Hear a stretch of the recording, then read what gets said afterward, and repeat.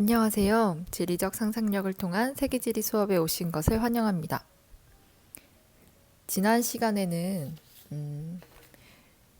기후와 기상에 대해서 의미를 비교를 해보고 기후 요소 중에 기온과 바람까지 함께 알아보는 시간을 가져보았었는데요. 이번 영상에서는 기후 요소 중 강수에 대해서 함께 정리해보는 시간을 가져보도록 하겠습니다. 강수, 비가 내리기 위해서는 어떠한 조건들이 필요할까요?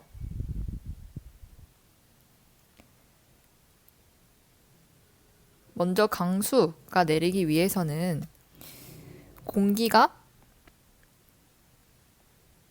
중에 수증기가 많으면 도움이 될 것 같습니다. 강수의 조건으로는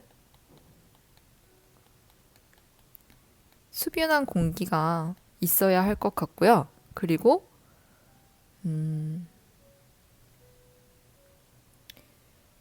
저기압과 고기압의 공기의 이동에서 함께 이야기했었던 적이 있는데 강수 비가 내리기 위해서는 하강하는 기류보다는 상승하는 기류가 있을 때 더 비가 잘 내리게 됩니다. 그리고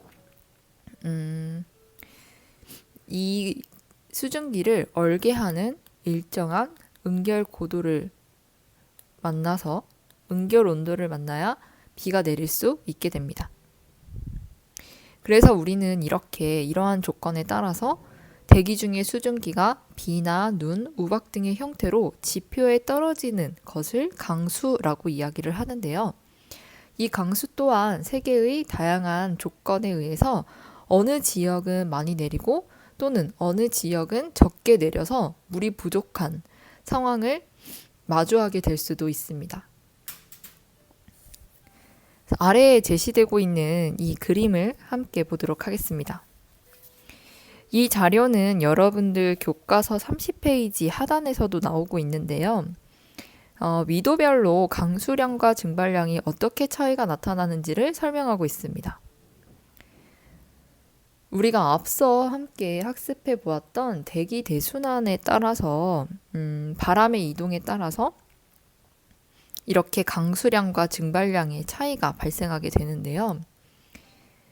먼저 강수량이 증발량보다 더 많이 나타나게 되는 지역을 한번 볼까요? 강수량이 증발량보다 월등하게 높게 나타나는 지역은 이렇게 표시할 수 있을 것 같습니다. 위도를 보니까 강수량이 많은 지역은 대체로 열의 유입이 많고 상승기류가 잘 발달하는 저위도 지역, 적도 부근과 남북이 50도 부근에서 강수량이 대체로 많은 것을 확인할 수 있고, 그리고 반대로 강수량이 적게 나타나서 증발량이 강수량보다 훨씬 많은 지역을 체크해 보면 이렇게 겹쳐지는 것을 확인할 수 있는데, 이렇게 증발량이 강수량보다 많아서 강수량이 적은 곳은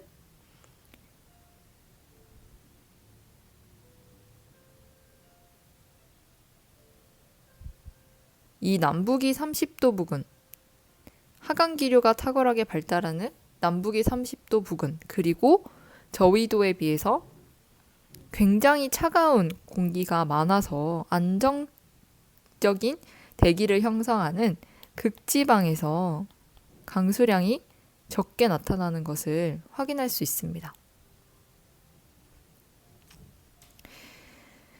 대기 대순환에 따라서 북동 무역풍과 남동 무역풍이 수렴하는 적도 저압대에서는 강수량이 많이 나타나게 됩니다.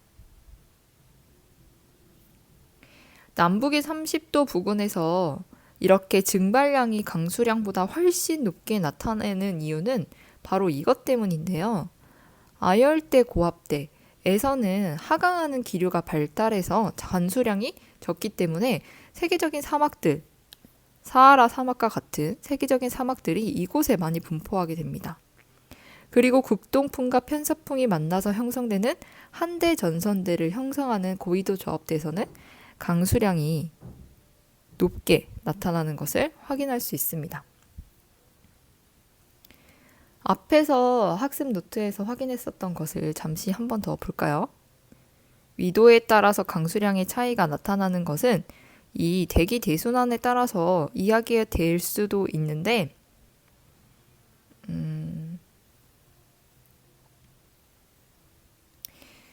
저번 시간에도 함께 이야기했던 것과 같이 북동 무역풍과 남동 무역풍이 만나면 수렴을 하게 됩니다. 그래서 이렇게 부딪히는 공기가 상승을 하는 상승 기류가 굉장히 탁월하게 발달하게 되는데요. 그래서 이러한 상승 기류에 따라서 그리고 여기는 열의 유입이 굉장히 많은 적도 부근이기 때문에 많은 강수량이 발생하게 됩니다.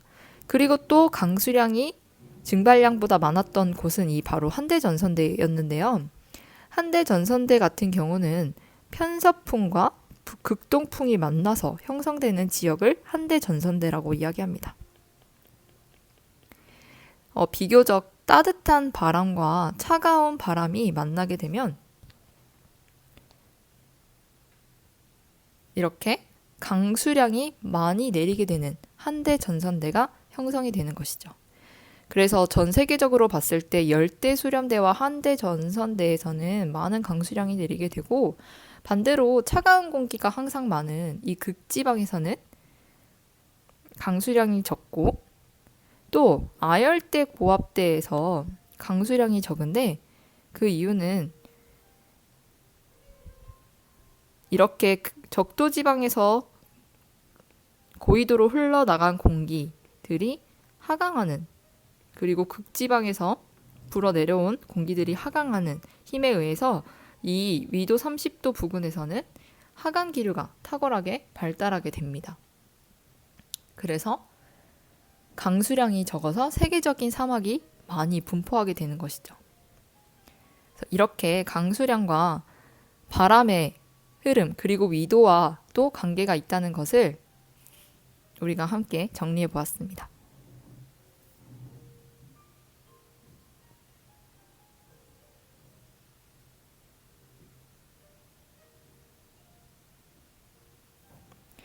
그러면 강수에는 어떤 종류의 유형이 있는지 한번 그림을 통해서 이해를 해보도록 하겠습니다. 강수의 유형에는 여러분들이 보고 있는 것과 같이 크게 4가지의 강수 유형이 있는데요.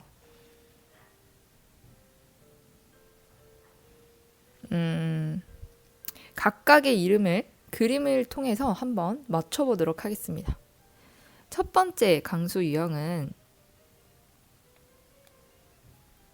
적도 지방에서 가장 흔하게 나타나는 강수 유형입니다. 그래서 적도 지방에서의 특징은 항상 더운 날씨가 뜨거운 공기가 많고 더운 날씨가 이어지고 있다는 특징을 가지고 있는데요.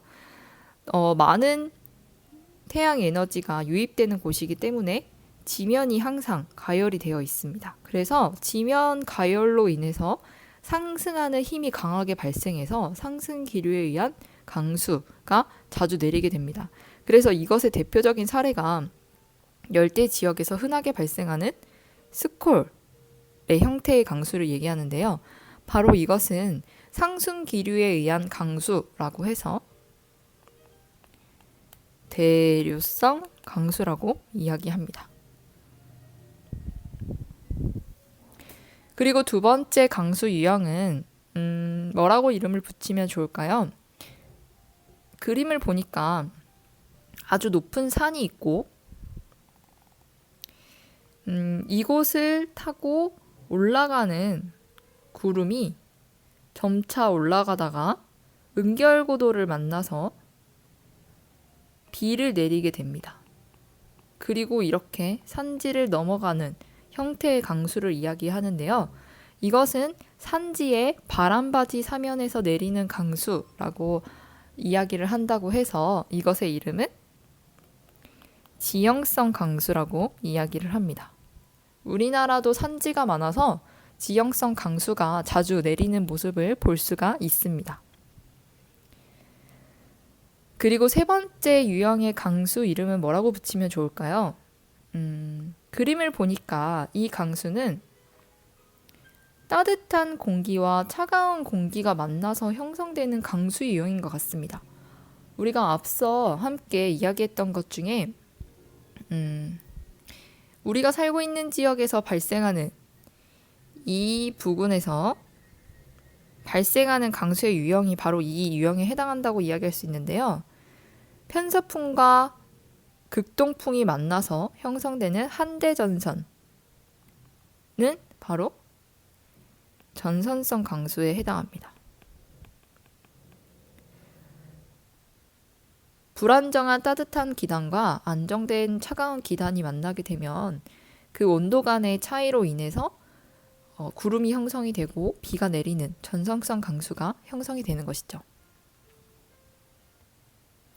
마지막으로 네 번째 유형의 강수 이름은 뭐라고 붙이면 좋을까요?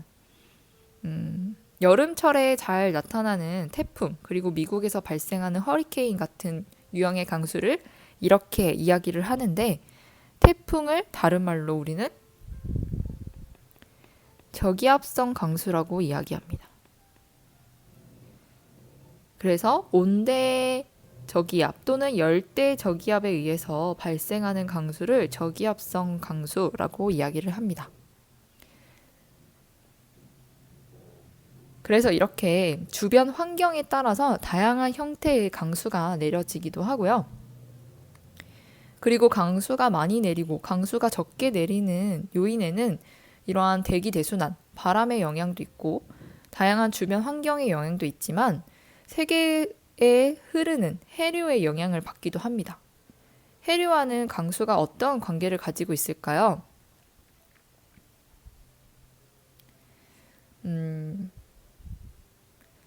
여기 세계의 해류의 흐름을 함께 보시면 난류와 한류가 함께 섞여서 흐르고 있는 것을 확인할 수 있습니다.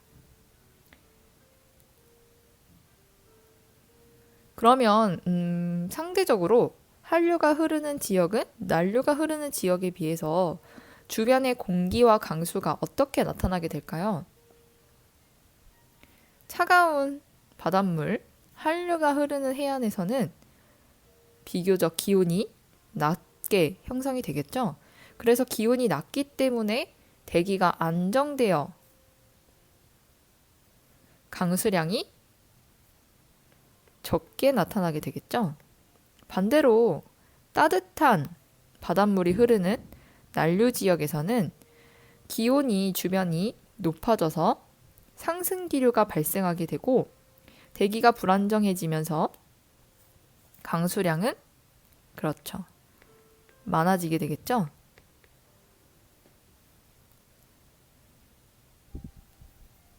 그래서 이렇게 뜨거운 지역인 적도 부근에서 흘러 들어가는 난류의 영향, 그리고 극지방에서 흘러 들어가는 한류의 영향에 따라서 또 세계적인 사막이 형성되기도 하고 강수량의 차이를 가져오기도 합니다.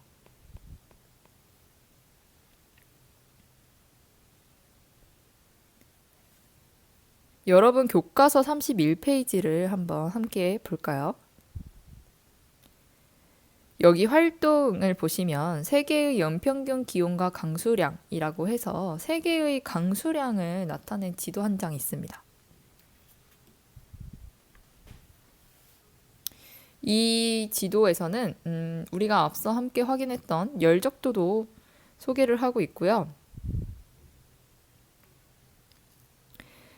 우리가 앞서서 함께 정리했던 기후 요소를 가지고 이 1번과 2번을 한번 해결해 보도록 하겠습니다. 위도가 비슷하게 나타나는 A와 B 지역의 연평균 기온 차이를 한번 설명해 보는 문제를 제시하고 있는데, A하고 B 지역 간의 연평균 기온 차이가 발생하는 이유는 무엇일까요?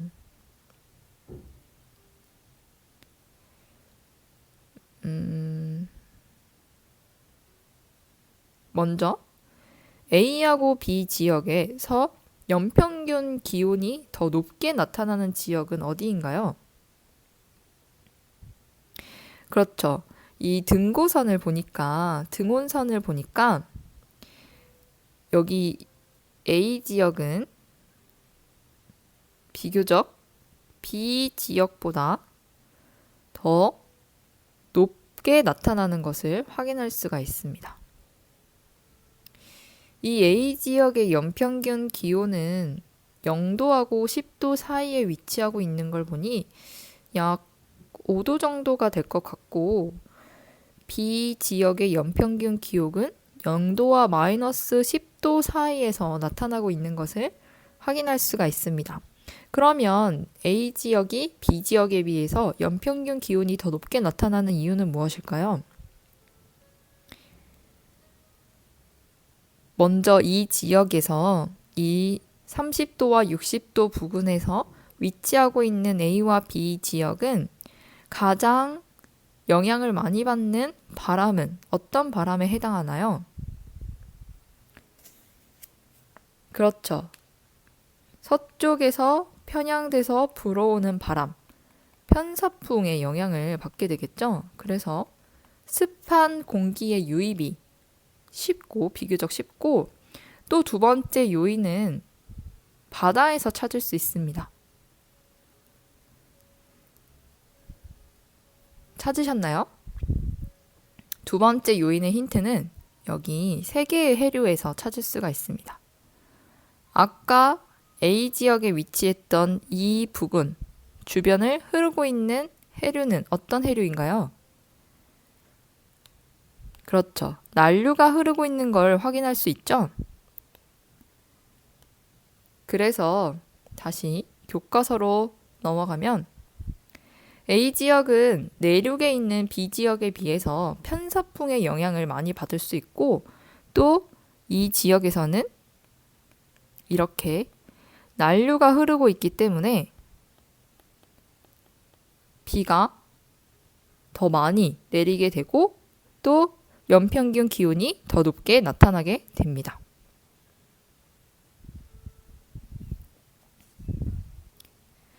그러면 두 번째 질문 한번 해결해 보도록 하겠습니다.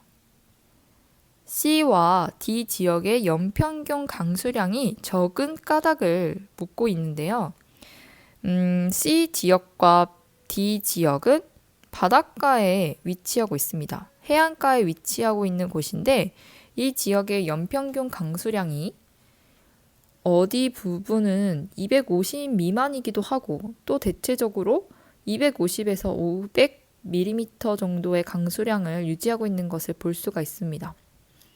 등온선은 두 지역 모두 20도 정도의 평균 기온을 나타내고 있는데, 기온이 높으면 상승기류가 많이 발달을 해서 강수량이 많아야 하는데, 이 C와 D 지역에서 강수량이 적게 나타나는 이유는 무엇일까요? 그렇죠. 이 C와 D 지역에서 강수량이 적게 나타나는 이유 또한 앞에서 함께 확인했던 해류에서 그 원인을 찾을 수가 있습니다. 여러분 갖고 있는 학습 노트에 세 개의 해류를 보시면 방금 우리가 확인했던 C와 D 지역이 바로 이 부분에 해당한다는 것을 알 수가 있는데요. 여기 C 그리고 여기가 D 지역이 되겠습니다. 이 부근을 보니 벵겔라 해류라는 아주 유명한 한류와 페루 해류의 한류가 흐르고 있는 것을 확인할 수 있죠. 이렇게 한류의 영향을 받기 때문에 대륙 서안에 위치한 이 부근은 연평균 강수량이 적게 나타나게 되는 것이죠.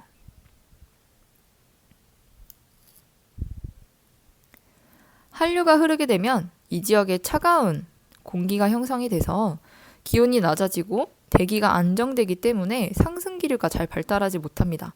그래서 이 지역에 대규모의 세계적인 사막이 형성되게 되는 것이죠. 정답은 한류의 영향이 되겠습니다. 자, 그럼 이제 기후의 요소에 대해서 찬찬히 알아보았으니 기후의 요인에 대해서 함께 알아보도록 하겠습니다.